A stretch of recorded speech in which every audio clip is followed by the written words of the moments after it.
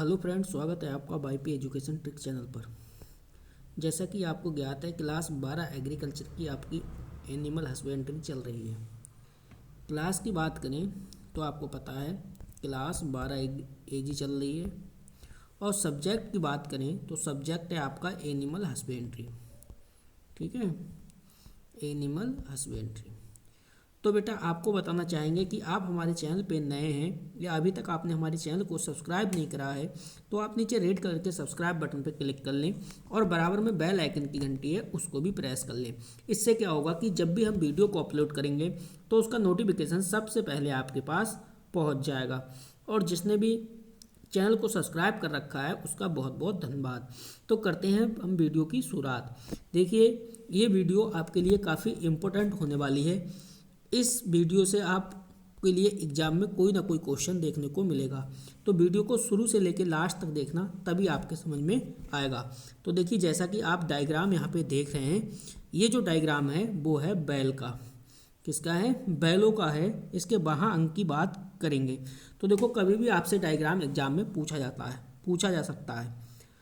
तो देखो, जो भी आप ये डायग्राम देख रहे हो, ये बैल के बाहा अंगों की बात हो रही है। आपसे चित्र पूछेगा कि आपसे बनवाएगा, बैल का चित्र बनाइए और उसके बाहा अंगों को लिखिए। अब वो अंग आपसे कोई भी लिखवा सकता है, 5 अंक लिखवा सकता है, 6 अंक लिखवा सकता है या 8 अंक लिखवा सकता है। वो उस पर डिपेंड करता है कि वो कितने अंगों को आपसे प्रदर्शित करवाएगा। तो फिलहाल कुल मिला के ये वाली जो स्ट्रक्चर है, ये जो आपका जो चित्र आप ये वाला देख रहे हैं, ये आपको चित्र एग्जाम में बनाना पड़ेगा। ये जो चित्र है, ये पूरा चित्र आपको, ये पूरा डायग्राम बैल का ये बनाना पड़ेगा। ठीक है, ये एग्जाम में आपको बनाना पड़ेगा। अब जब एग्जाम में ये डायग्राम जब आप बना लोगे तो इसके साथ साथ में बेटा आपको क्या करना होगा, इसके साथ साथ में आपको जो भी आपसे पूछा जाएगा अंग बॉडी के पार्ट पूछे जाएंगे।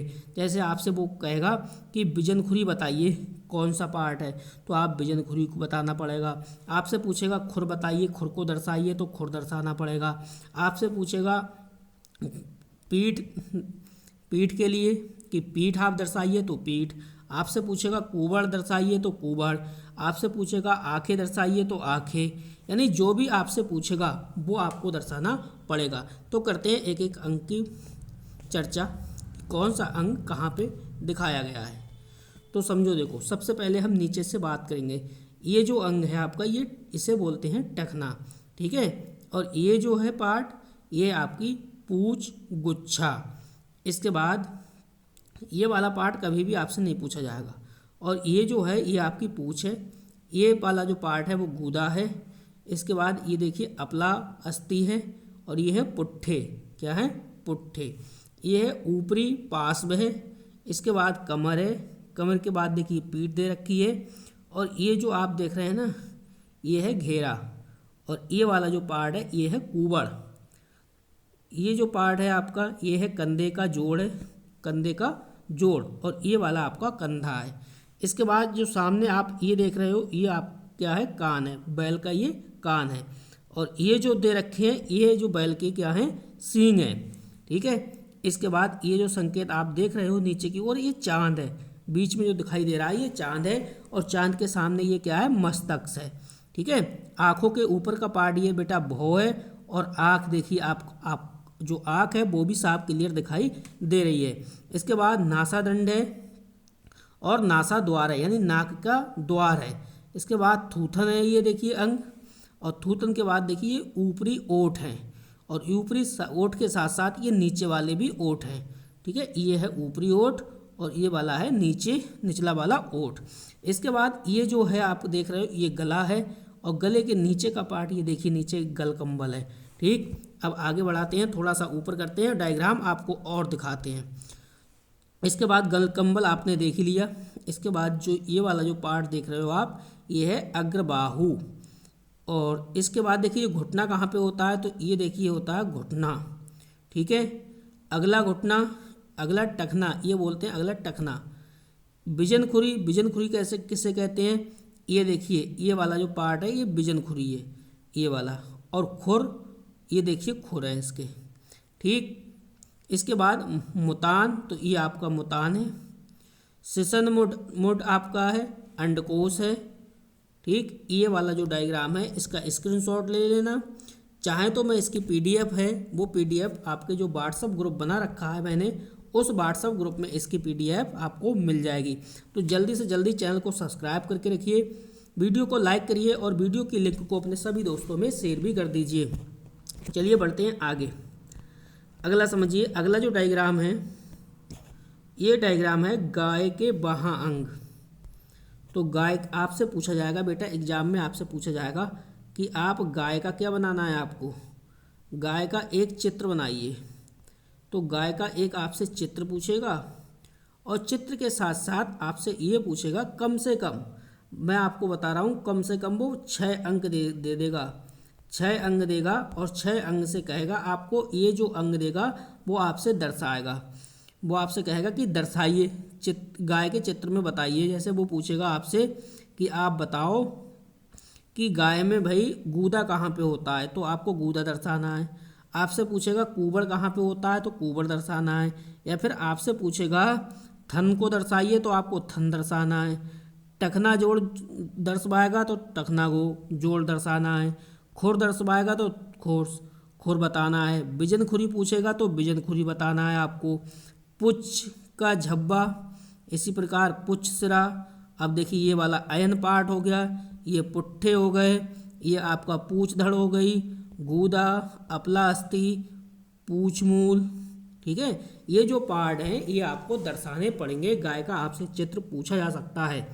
ये देखिए जबड़ा है, ये पूरा डायग्राम दिया है, पूरा डायग्राम आप बना लीजिएगा और अच्छे से इसके अंगों को आप अच्छे से याद कर लीजिएगा। अगला टॉपिक समझिए। अगला टॉपिक देखिए, काफ़ी इम्पोर्टेंट टॉपिक है, इसको आप डीपली समझिए। सिर्फ और सिर्फ मेरी बात को समझिए आप, टॉपिक आपको 100% याद हो जाएगा। वीडियो को 2 से 3 बार देखोगे तो 100% क्वेश्चन आपको याद हो जाएगा। समझिए, आपका जो टॉपिक है वो टॉपिक है बर्बरी बकरी की विशेषताएं। क्या है? बर्बरी बकरी की विशेषताएं। तो समझिए, इसमें देखो बर्बरी बकरी की विशेषताएं निम्न हैं। अब बर्बरी बकरी की विशेषताएं निम्न हैं, तो कौन कौन सी विशेषताएं हैं इसके बारे में चर्चा करते हैं। देखो, पहला जो पॉइंट है वो है इस नस्ल की बकरियों का कद नाटा होता है। किसकी बात कर रहा है? ये कद की बात कर रहा है। किसके कद की? बकरियों के कद की बात कर रहा है।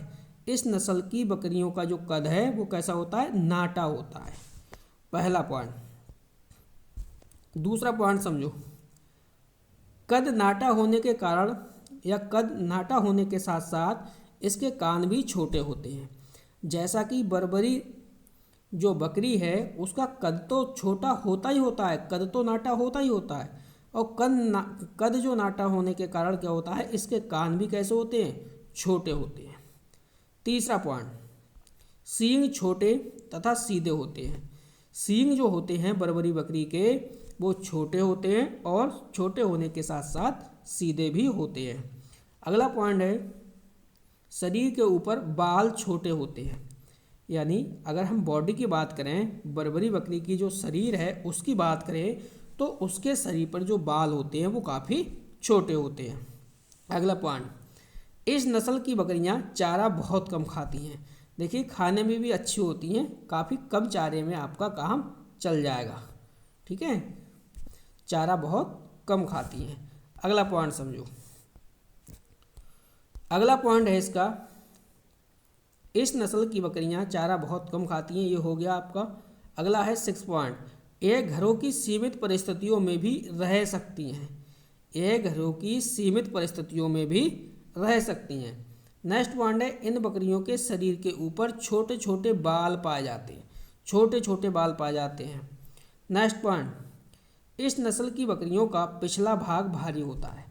यानी जो बर्बरी बकरी है इसका जो पिछला सिरा है वो पिछला वाला जो भाग है वो भारी होगा।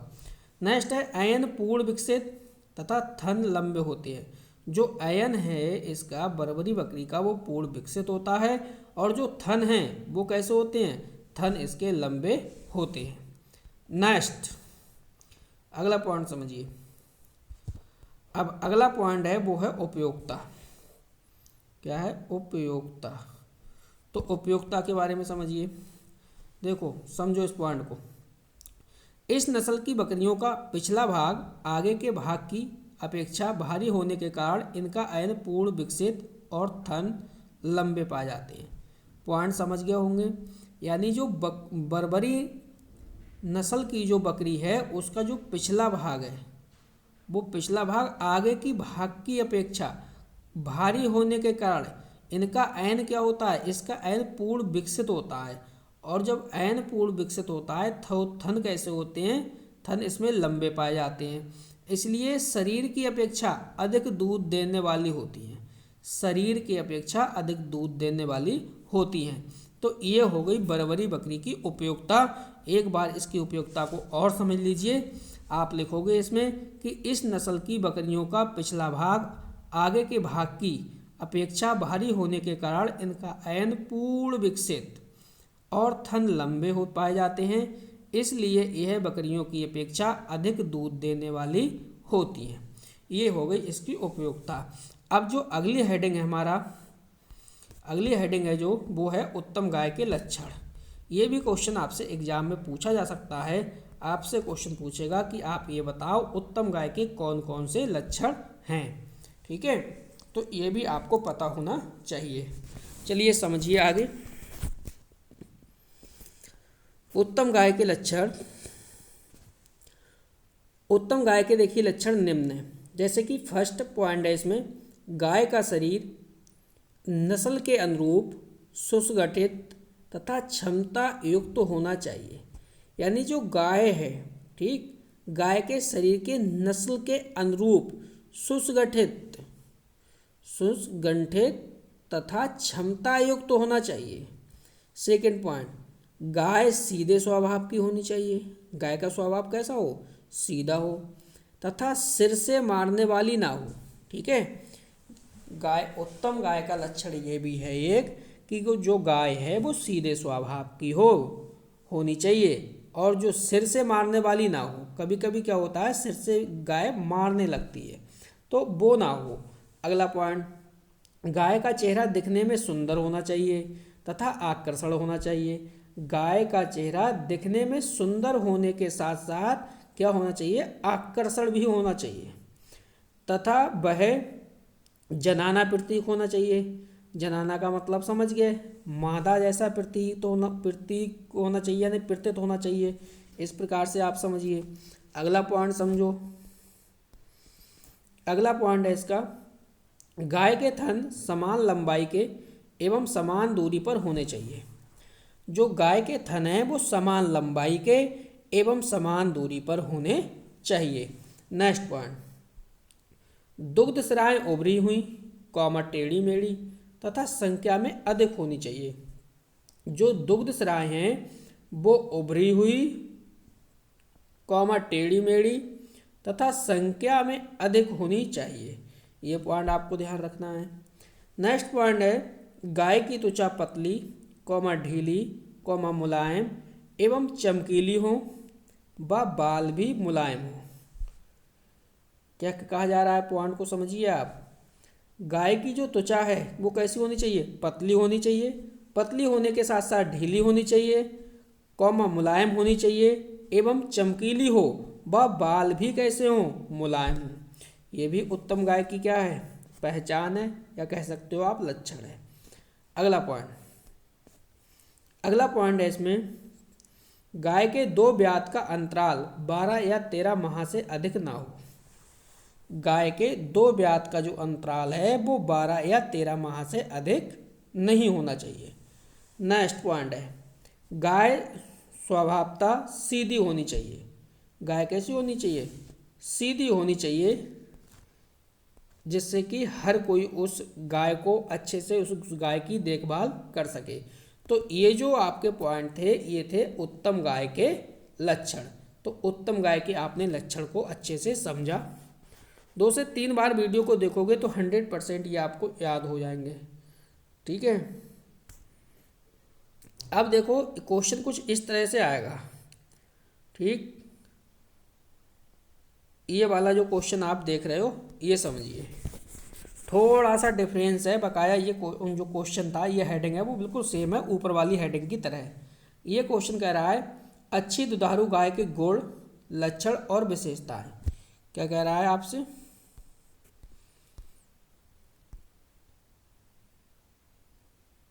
ये क्वेश्चन क्या कह रहा है, देखो समझो। ये जो हेडिंग है वो है अच्छी दुधारी गाय के गुण, लक्षण एवं विशेषताएं। तो जो अभी आपने पढ़ी थी उत्तम गाय के लक्षण, ये सेम उसी तरह का क्वेश्चन है, थोड़े से पॉइंट चेंज है एक दो, समझो। देखो, दुधारू गाय का शरीर नस्ल के अनुरूप सुसंगठित, सुव्यवस्थित तथा क्षमता युक्त होना चाहिए। ये पॉइंट आपने अभी भी पढ़ा था और देखिए ये रिपीट भी हो गया, वही पॉइंट इसमें भी चल जाएगा।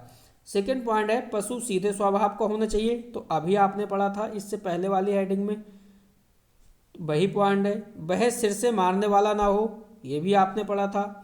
दुधारू पशु सीधे, मृदुल, शांत एवं गंभीर स्वभाव के होते हैं। ठीक है। अगला जो पॉइंट है वो है पशु का चेहरा देखने में सुंदर एवं आकर्षण होना चाहिए, वह जनाना प्रतीत होना चाहिए, तो आपने यह भी पॉइंट पढ़ रखा था।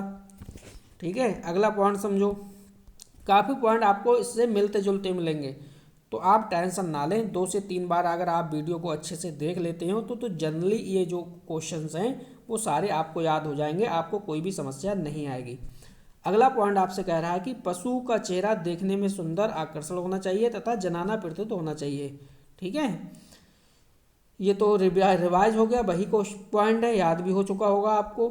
अगला है गायों की आंखें चमकीली तथा बड़ी, चुस्त कान, बड़े तथा खुले नथने, चौड़ा थूथन तथा जबड़े मजबूत होने चाहिए, यह दुधारू पशु का घोतक है।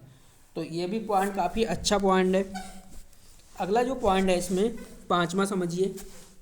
देखिए, वीडियो को अभी तक आपने लाइक नहीं करा तो जल्दी से वीडियो को लाइक कर दीजिए और वीडियो की लिंक को अपने सभी दोस्तों में शेयर भी कर दीजिए, ताकि हर स्टूडेंट अपने घर बैठे अपनी अच्छे से तैयारी कर सके। तो अगला पॉइंट समझो, पशु के सिर पर औसत लंबाई के गुट्ठल सींग होना भी अच्छे पशु का लक्षण है। नेक्स्ट पॉइंट है गाय की पीठ तथा कमर का सीधा होना भी दुधारू गाय का लक्षण है। दुधारू गाय का क्या लक्षण है? गाय की पीठ तथा कमर का कैसा होना? सीधी होना भी किसका? दुधारू गाय का लक्षण है। ठीक है। और ऊपर वाला पॉइंट ये था पशु के सिर पर औसतन लंबाई के गुट्ठल सींग होना भी अच्छे पशु का लक्षण है। गुट्ठल सींग का मतलब समझ रहे हैं आप? नुकीले टाइप के सींग नहीं होनी चाहिए, गुट्ठल बिल्कुल, ताकि मारने पे आपकी बॉडी में एकदम से अंदर ना धसे। अगला पॉइंट, पशु की छाती चौड़ी तथा फैले हुए कंधे से अधिक उत्पादकता को प्रदर्शित करते हैं। ये भी काफ़ी अच्छा पॉइंट है। अगला पॉइंट है गाय निरोग होनी चाहिए। गाय क्षय रोग, जोन बीमारी अथवा ससंगर्क, गर्भपात आदि संक्रामक बीमारियों से मुक्त होनी चाहिए, अन्यथा दूध कम और प्रदूषित प्राप्त होगा। बिल्कुल सही बात है। अगर मान लो गाय निरोगी नहीं होगी तो भैया, अगर गाय क्षय रोग से प्रभावित होगी या जीन बीमारी अथवा संसर्ग, ये गर्भपात संक्रामक बीमारियां हैं, इनसे अगर प्रभावित होगी गाय, तो भाई दूध जो है वो भी कैसा होगा? प्रदूषित प्राप्त ही होगा। तो इसमें तो कोई भी प्रॉब्लम नहीं है। ये क्वेश्चन आपकी ये पॉइंट आपकी समझ में आ गया होगा। अगला इसका पॉइंट है वो समझो क्या कह रहा है। गाय के थन समान लंबाई के गोलाकार तथा समान दूरी पर होने चाहिए। गाय के थन कैसे होने चाहिए? समान लंबाई के कैसे हों? गोलाकार हों। गाय के दूध समान लंबाई के कैसे हों? गोलाकार हों और समान दूरी पर होने चाहिए। ये भी पॉइंट है।